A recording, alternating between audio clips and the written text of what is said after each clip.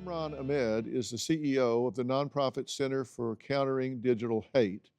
Their latest study, Deadly by Design, says social media pushes harmful content into their younger users' feeds. But two people who say social media can be positive are Dr. Earl, an author and licensed psychologist who has partnered with Meta in the past, and Katie, a licensed marriage and family therapist and an eating disorder content creator. So thank all of y'all for being here. Both of you say there are positives to these things. What would you like to add? Katie, I'll start with you. Yeah, there's a couple of things. Social media can be a great place if you think about connectivity. You're not alone. You can connect with other people who feel what you feel, who are experiencing what you're experiencing, and you can be reminded that maybe that's not so weird. And I think that's a really powerful tool. It also allows me to educate about mental health issues because it shouldn't be behind a paywall. You know, it shouldn't only be in cities and places where people can access it. So there are those positives. However, you know, there are, like you said, as good as something can be, it can also be negative. And I think we're seeing some of the effects of the fact that it does help social media to keep people on the site, and they're not always in control of what people are posting.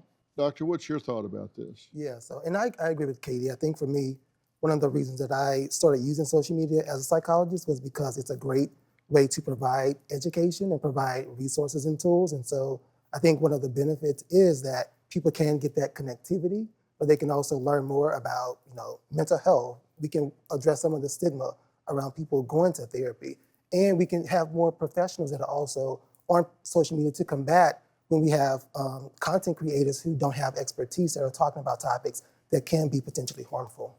Now, Imran, your organization did a study looking into this. What were the main things that you took away from the study, the highlights of your data? Well, we looked at the platform TikTok to see if we set up an account as a 13-year-old girl. We set up 2 accounts in each of 4 countries, the US, UK, Australia, and Canada. And we saw how quickly did it start recommending automatically in its For You page content about eating disorders, advocating eating disorders, and self-harm. It was really disturbing. Within 2.5 minutes, the first video recommending self-harm was being played to a new account for a 13-year-old girl. Within 8 minutes, eating disorder content. Now, here's what's really chilling. We actually named the accounts differently. So one was named a normal girl's name like Lauren. Another was named Lauren Lose Weight. For the account that had the word lose weight in there, so what we called the vulnerable account, that received 12 times more self-harm content in the first half hour of the recommended For You page than the standard account. So the platform recognizes vulnerability, and instead of doing what any compassionate human being would do normally, which is to say, we need to ease off on this kid, it said, here's a victim, here's a mark, let's give them more, because that way we can keep them hooked on the platform for as long as possible. Could there possibly be anything more irresponsible, more cynical, more greedy, more horrifying? Ian, what do you say to yourself about that when you know that 12 times as much information goes to the vulnerable child? Well, I think this proves the key point.